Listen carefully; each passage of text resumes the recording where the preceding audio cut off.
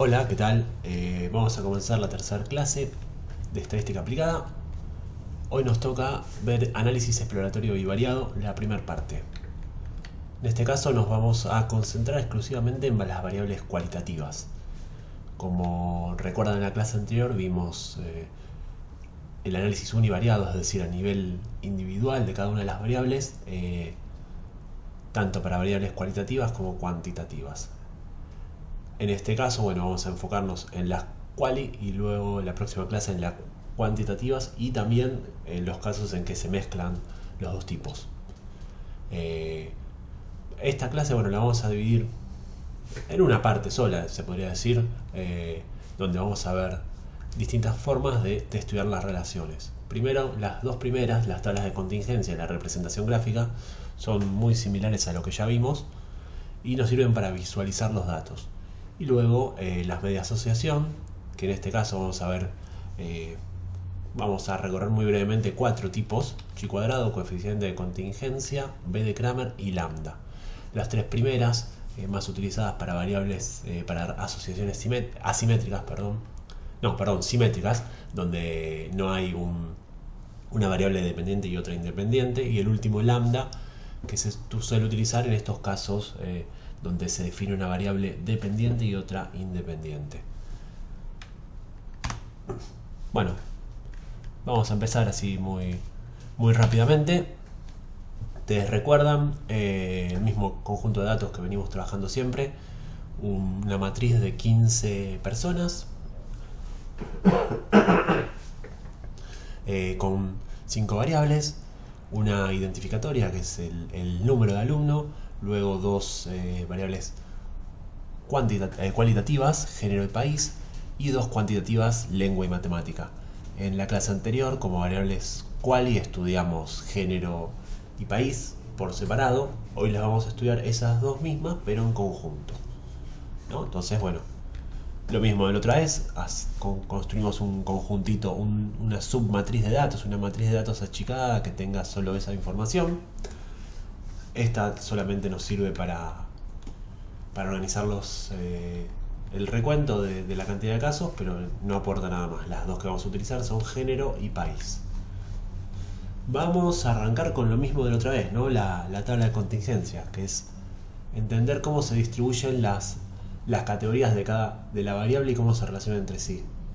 La otra vez habíamos hecho esto por separado, ¿no? Si ustedes recuerdan, habíamos dicho, armamos la tabla de distribución de género y dijimos, bueno, contamos cuántos de género masculino hay: 1, 2, 3, 4, 5, 6, y entonces armamos 6 de género masculino y luego 9 de género femenino, y después por separado hicimos lo mismo de país. Ahora hay que hacerlo de manera conjunta, es decir, tenemos 6 posibilidades: género tenemos masculino y femenino, y nacionalidades tenemos 3.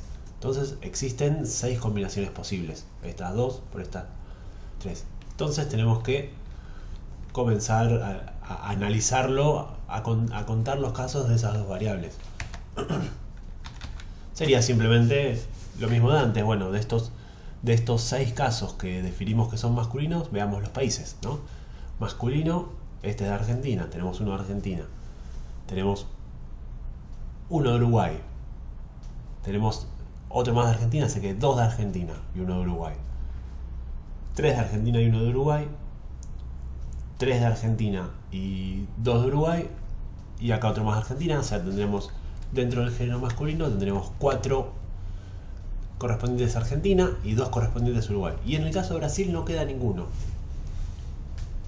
Entonces ahí nos pondríamos un 0. Lo mismo hacemos con femenino. Contamos la cantidad de casos que cumplen con las dos condiciones. Y luego simplemente agregamos los totales. El total final, que es 15, que es el total, sí, el total, y después los totales marginales, que son los totales de cada una de las variables. Si ustedes recuerdan, habíamos dicho que de género masculino había 6 personas. Venga, acá está el 6. Y de femenino 9. Venga, acá está el 9. Y si también recuerdan de la clase anterior, de nacionalidad argentina había 9 personas. Entonces acá está el 9. De Uruguay 4. Y de Brasil 2. Entonces, y nosotros si sumamos estos valores, tenemos el 15 final, si sumamos estos tenemos 15, si sumamos estos dos tenemos 2, y así podemos ir reconstruyendo todas las combinaciones posibles. Esto es la tabla de contingencia. Ahí lo que tendríamos que hacer es calcular las distribuciones, ¿no? Primero las distribuciones, que pueden ser de dos tipos. O sea, las distribuciones, si recuerdan, las distribuciones relativas, si recuerdan, son los porcentajes, serían otra cosa que los porcentajes. En este caso, si quisiéramos hacerlo, lo podríamos hacer a nivel columna o a nivel fila, o sea, calcular los porcentajes de cualquiera de esas dos formas. Veamos uno de los ejemplos. Si lo hacemos a nivel columna, como es este caso, haríamos 4 dividido 6, es 0.66, que sabemos que es un 66%. Haríamos 2 dividido 6, que es un 33,3%. Y bueno, y este sería un 0%. Entonces, a nivel columna tendríamos estos porcentajes: 66,6, 33,3 y 0. Y ven que acá me da un 100%. Yo podría analizarlo a nivel fila y lo vería así, de esta forma. Entonces haría 4 dividido 9, que es 0.44, 5 dividido 9, que es 0.55, y así iría calculando todas las combinaciones, y ven que acá me da 44,4, 55,5, también suma 100, 50 y 50 porque eran 2 y 2, y así puedo construir los porcentajes de columna o de fila. Las dos formas son válidas. Lo que más se suele utilizar es el de columna, y algo que, bueno, en este caso no estamos planteando una variable independiente y otra dependiente, pero por lo general la variable independiente se suele poner arriba como norma, más que nada, como una norma estandarizada, pero no es nada obligatorio, no hay una regla que implique que tenga que ser así. Entonces nosotros en principio trataríamos de trabajar siempre con este porcentaje de columna, ¿no? Entonces, bueno, esto es la distribución. No es nada distinto a lo que ya veníamos haciendo, solo que da dos variables. Ven, se dan cuenta que los cálculos son muy similares, solamente hay que tener en cuenta esta combinación. Bueno, y esto es, bueno, muy parecido a lo que estuvimos viendo ahora. No hay mucho más. Luego podremos pasar a la parte de representación gráfica. Acá, como ven, también es muy similar a lo que veníamos haciendo, solamente que sumándole las agrupaciones de las distintas variables. En este caso ven cómo podríamos mostrarlo a nivel país, tomando el país como uno de los criterios, y acá contaríamos, de Argentina teníamos 9 casos, entonces tenemos 4 masculinos y 5 femeninos, o sea, donde la variable de corte sea el país y contemos la cantidad de casos, o viceversa, que por cada país contemos la cantidad de, digamos, por mejor dicho, sí, por cada género contemos la cantidad de personas del país, ¿no? Serían como los dos criterios, las dos formas en las que podríamos presentar los datos. Esto va en línea con lo que nosotros querramos ver, o que lo que planteemos, lo que nos interese, ¿no? No es que las dos opciones son lo mismo. Las dos son formas de presentar los datos que tienen que ver con lo que nosotros querramos mostrar. Bueno, esto es muy parecido a lo que ya vimos, como les decía, ya les dije varias veces. Es armar la tabla de contingencia, solamente que tomando dos variables en vez de una, y analizando la relación entre los casos. Y luego la representación gráfica, que también es lo mismo de antes, solamente que mostrando la relación entre las dos variables. Con estas cosas podemos tener un panorama, ¿no? Podemos ir viendo más o menos cómo se distribuyen. Si nosotros acá tuviéramos un 90%, acá un 10% y acá un 0%, y en este lado tuviéramos un 20%, 80%, no, 70% y 10%, ya a simple vista podríamos ver que hay unas diferencias, podríamos ver que algo está pasando, pero no tendríamos fundamentos estadísticos para validarlo, ¿no? O sea, necesitaríamos algún soporte adicional que nos permita decir, bueno, esta relación existe, es una relación fuerte. Ahí es donde aparece esta idea de analizar la asociación entre variables, ¿no? Que básicamente lo que busca es eso, es observar si existe algún patrón o algún tipo de tendencia entre los distintos valores de esas variables, ¿no? Es la forma en que se relacionan dos variables. Y cuando nosotros estudiamos, bueno, la asociación entre las variables, podemos hacer foco en distintas cosas, ¿no? En distintos puntos. En primer lugar, si existe una asociación, es como lo más sencillo o lo más básico.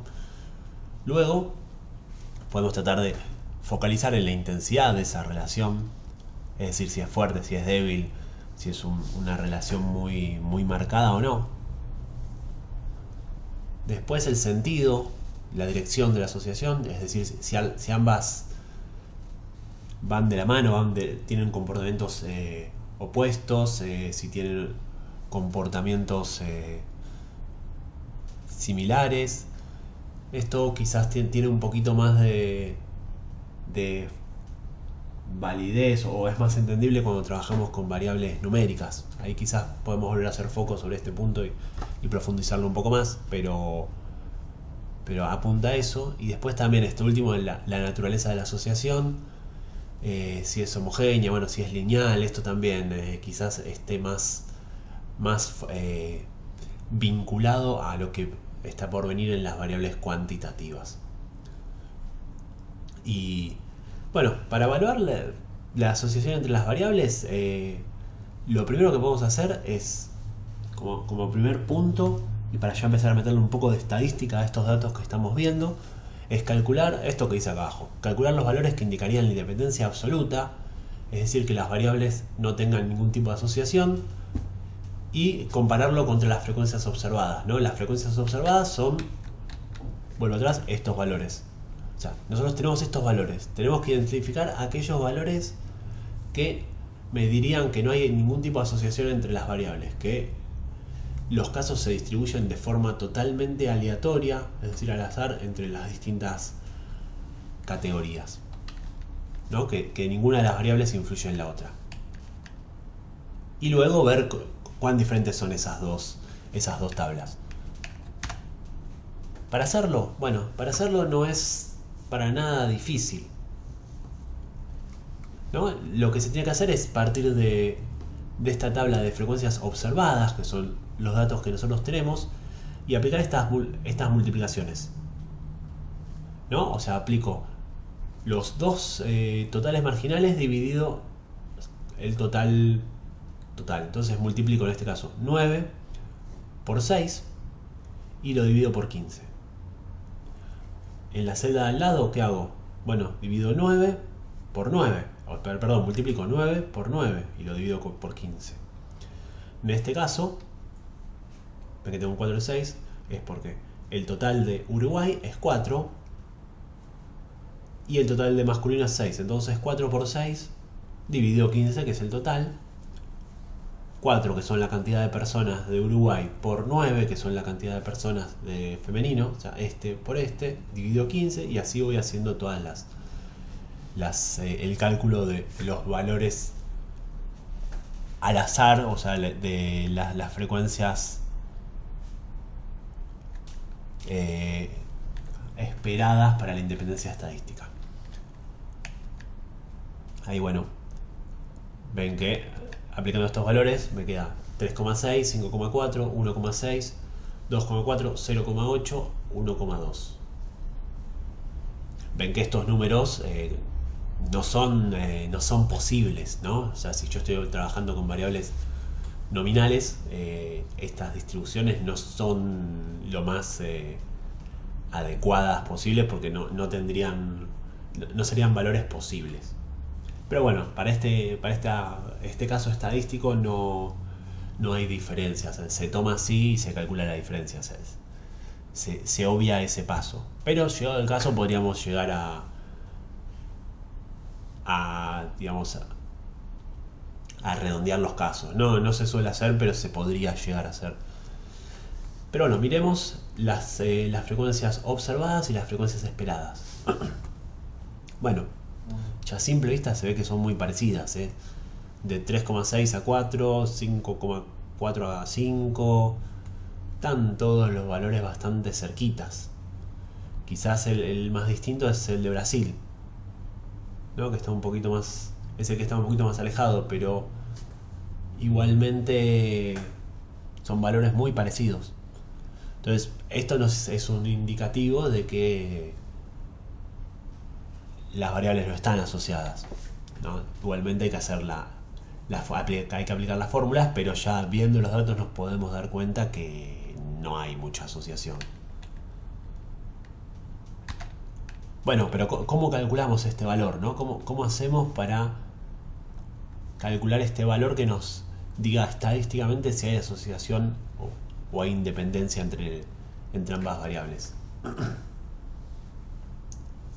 ¿No? ¿Y cómo definimos eso? Bueno, para eso se usa este valor estadístico se llama chi cuadrado, que es como una X con una patita caída, que utiliza esa fórmula. Es las frecuencias observadas menos las frecuencias deseadas, o sea, las observadas menos las esperadas, elevado al cuadrado, dividido la cantidad de frecuencias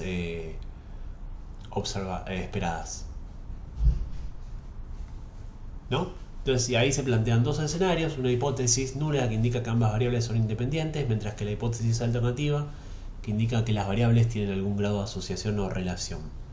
Esto, bueno, también es algo que vamos a ver en la parte de estadística inferencial, que siempre cuando se ponen a prueba, cuando se hacen test estadísticos, que son los que nos dicen, bueno, los que nos permiten concluir sobre los datos, siempre se aplican este tipo de test que ponen a prueba hipótesis, ¿no? Plantean dos escenarios, uno en el que ocurre cierto fenómeno y otro en el que no. Entonces siempre se aplica uno de estos test y según el valor que nos dé, nosotros podemos afirmar que eso se cumple o no. Esa es un poco la idea. En este caso quédense con el valor, simplemente con eso. Después lo vamos a profundizar. Entonces, bueno, llevémoslo a nuestros casos, ¿no? A esta tablita que teníamos con las distintas frecuencias, y veamos cuánto nos daría ese valor de chi cuadrado.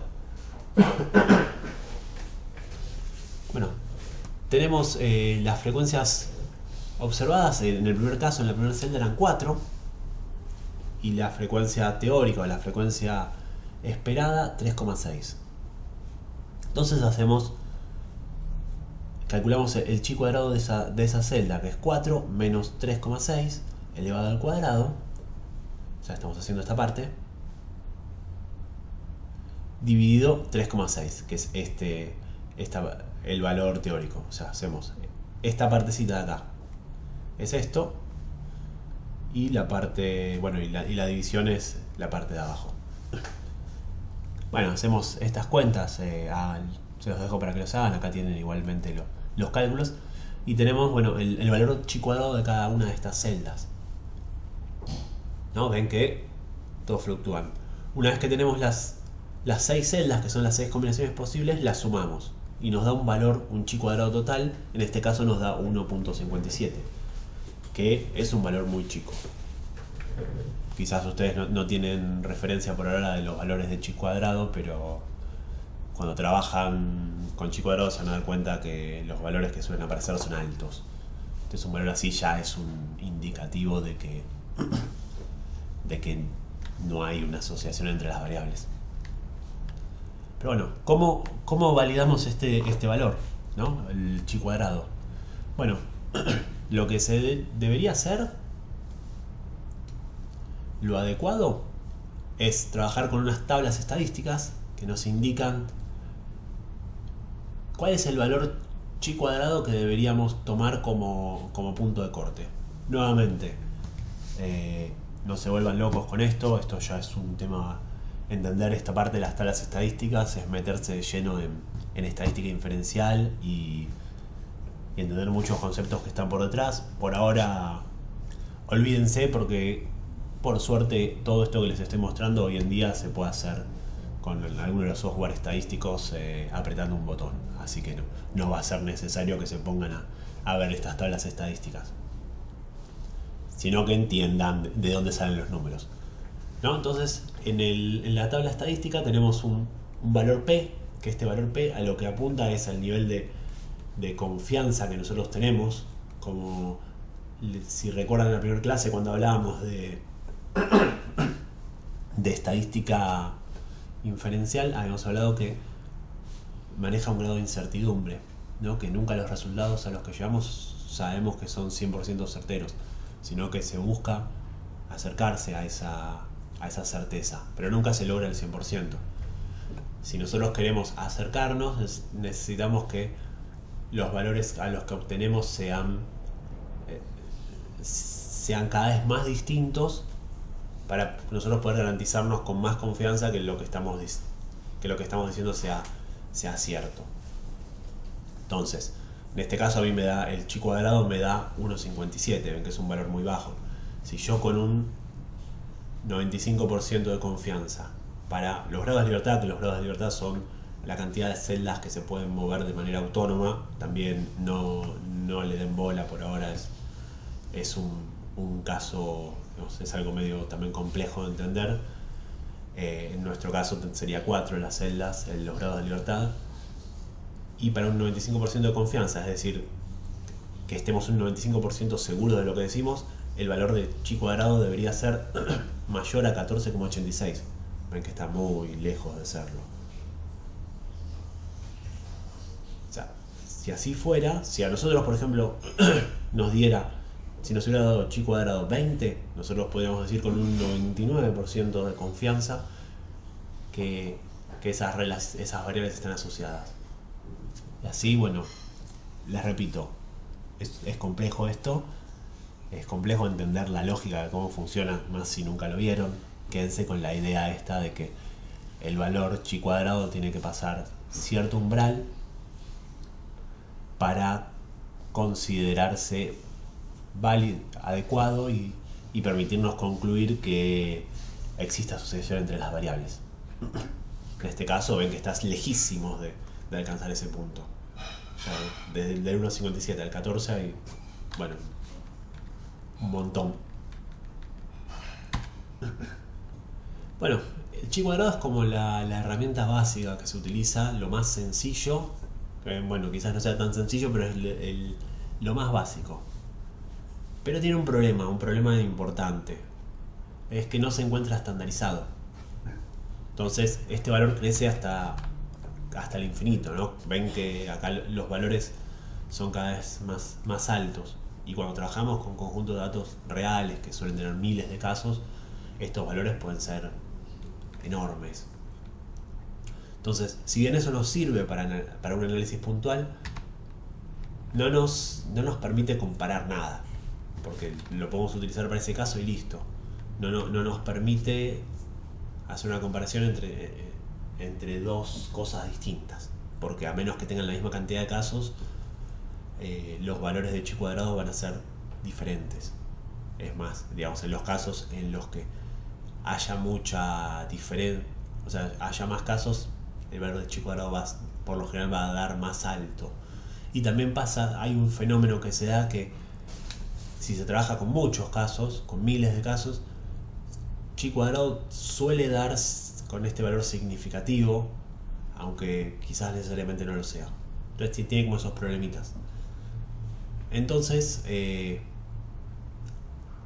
lo que se hace es aplicar alguna técnica que permita estandarizar esos valores, ¿no? Que los homologue entre 0 y 1, ¿no? Que donde 0 es la independencia estadística, o sea, si me da 0 es que no tiene nada que ver una variable con la otra, y si me da 1 es una asociación perfecta. Esa es la idea, ¿no? Entonces, en este caso, el ejemplo que estábamos viendo nosotros, que me da 1,57, debería tener un valor bastante cercano al 0, ¿no? Debería ser 0,05, por decirles algún número, porque ya estamos viendo que no hay asociación. Bueno, existen muchos test O sea, muchas técnicas que hacen esto.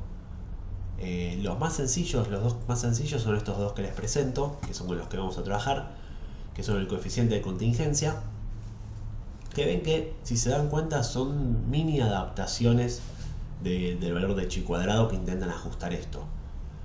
El coeficiente de contingencia, que es chi cuadrado, el valor de chi cuadrado dividido n, que es la cantidad de casos, más chi cuadrado, y eso, de todo eso es la raíz. Lo que tiene este coeficiente, funciona, pero nunca supera nunca supera unidad, pero tampoco nunca llega a 1. O sea, el caso de fluctuar entre 0 y 1 no es posible con este valor. A medida que vos tenés mayor cantidad de casos, tablas más grandes, este valor empieza a acercarse a 1, pero nunca llega a ser 1. Entonces, ahí también tendríamos un tema que, si nosotros queremos comparar distintas tablas con distintas cantidades de combinaciones filas columnas, tendríamos un problemita, porque los máximos no serían los mismos. Entonces ahí aparece B de Cramer, que B de Cramer soluciona este tema y nos permite obtener un valor entre 0 y 1.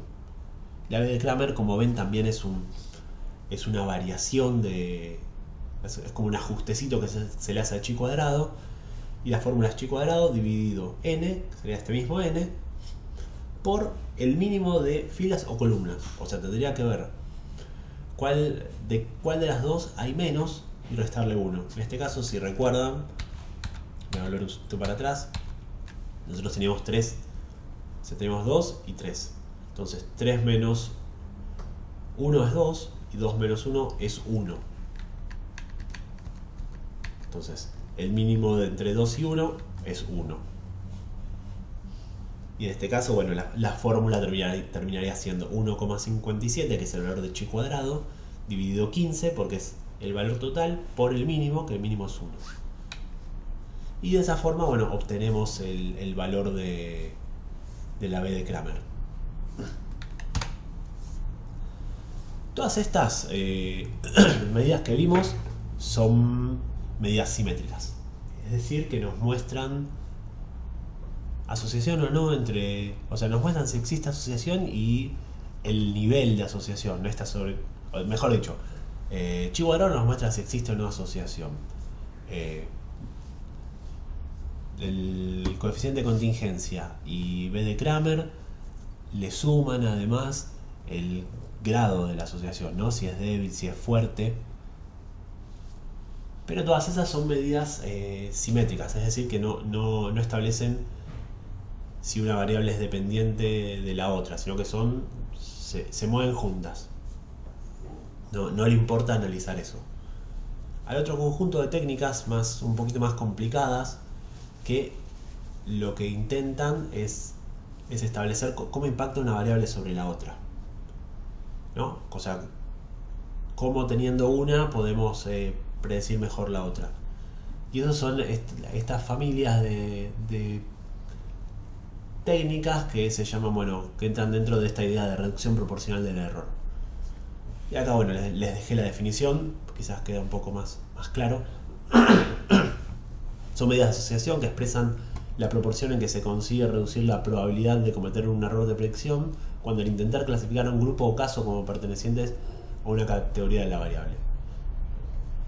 El valor de 0 indica que la variable independiente no contribuye para nada en reducir el error de clasificación. Un valor cercano al 1 indica que el error de clasificación se ha logrado reducir por completo. Esto significa que la variable independiente permite predecir con toda precisión a qué categoría de la variable dependiente pertenecen los estratos. Es bastante rebuscado terminar de entenderlo, no pretendo que lo entiendan en súper detalle ahora. Quédense con esta idea de que, a diferencia de las técnicas anteriores, esta es lo que nos permite, esta necesita que definamos una variable como independiente y otra como dependiente, y nos permite ver cuánto la variable independiente impacta en la variable dependiente. Por eso es que es una medida simétrica en comparación a las demás que son simétricas. Entonces necesitamos determinar cuál es independiente y cuál dependiente, que eso en muchos casos no es sencillo, no es fácil o no lo sabemos, ¿no? Entonces, ese es como el concepto.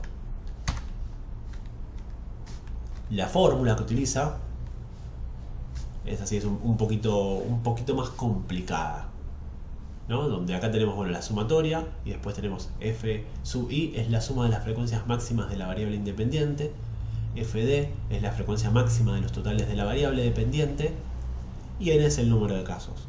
Ahora les voy a mostrar con un ejemplito a ver si queda un poco más claro. Por ejemplo, volvamos al caso anterior. No, el caso anterior no, acá les hice otro para que quede un poquito más claro. Supongamos que tenemos estas dos variables, ¿no? Con la misma lógica de antes, género y color favorito. Entonces, nosotros partimos de esta idea de que el género determina el color favorito de las personas, ¿no? Entonces, ¿qué hacemos? Tenemos esta distribución que es de celdas. Vamos a ver cuál es el color favorito de la mayoría, ¿no? O sea, de la variable dependiente, cuál es la que tiene mayor cantidad de categorías. Vemos que es azul, que tiene 13 valores. Entonces arrancaríamos diciendo, si a todos les gusta el azul, sería la situación en la que erraríamos menos, ¿no? Porque decimos, bueno, a todos les gusta el azul, entonces tendríamos menos errores que si seleccionamos cualquiera de las otras categorías. Entonces, ven acá, a ver, perdón que queda cortado, lo voy a... Ahí estamos, se lo voy a mostrar así porque si no queda medio cortado la presentación. Sabemos que el color favorito de la mayoría es azul. Entonces, ese valor máximo es el 13, que es el color más elegido. Y si con ese valor cometemos solamente 2 errores. Pero como acá tenemos más información, o sea, ese sería como el primer coeficiente más sencillo. Pero como tenemos más información, podemos decir qué pasaría si calculamos los errores a partir de las categorías de la variable dependiente. Entonces tomamos más allá de eso, empezamos a analizar la variable género. En el masculino vemos que la que tiene más menciones es rojo. Entonces, si para todos los del género masculino eligiéramos el rojo, erraríamos apenas 5 veces. Entonces, si al masculino le ponemos rojo, solo erramos 5. Y si al femenino